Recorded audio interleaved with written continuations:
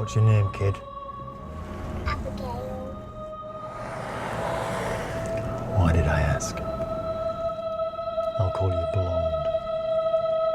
There's no such thing. I'm sorry. Her name is Abigail. All I'm saying is, if we do kill her, then at least we can treat her to a milkshake or something. Would you like a milkshake? Action. I came across writer-director Dan Allen's work a couple of years ago. Figured he looked like a shit-hot young director. Sent him a message saying, "Hi, love to work with you at some point." And about 3 months ago, he contacted me saying, "Hi, John, do you still want to work with me? I have a role for you." And now we're here. The reason that I got involved with it was the breakdown initially tweaked my interest in it. It sounded like a very interesting concept. Upon reading the script, it really got the hooks into me. I was really interested in the story right from the off because it's not like a classic kind of like assassin story. It's more character based, and it's, you know, two quite dark characters finding themselves in a very odd situation, you know, deciding what to do with a 5-year-old girl, whether to kill her or not.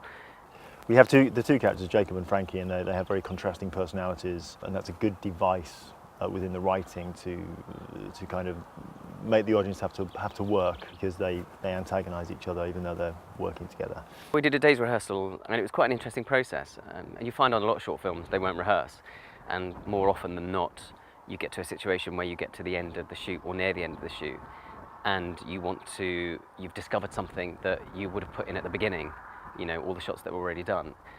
And without rehearsal, you can't do that. So you discover that in rehearsal, and I think we did discover quite a lot in rehearsal. Me and Andrew were able to discover things and then feed those back into Dan from our point of view as the characters and as actors. And Dan was, you know, always gracious enough to say, "Great, let's add that in, let's change that line, let's swap those lines around." The rehearsal means you can get all that out of the way before you start filming, and iron all that out and really bring the script to its maximum potential before you start filming. So yeah, it's very grateful for Dan to schedule in the rehearsal.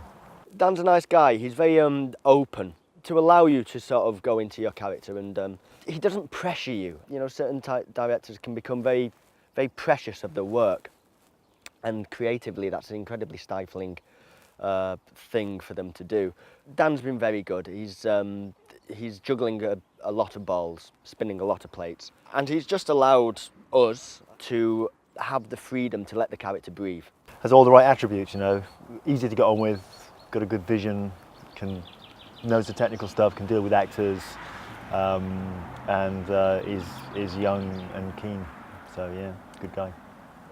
Short films are tricky beasts. You know, you got to try and, in a very short period of time, you've got to create a world, set up some characters, make something happen, and then have a twist at the end. You know, and that's hard to do. It's hard to do without it seeming like you just forced it for a short film.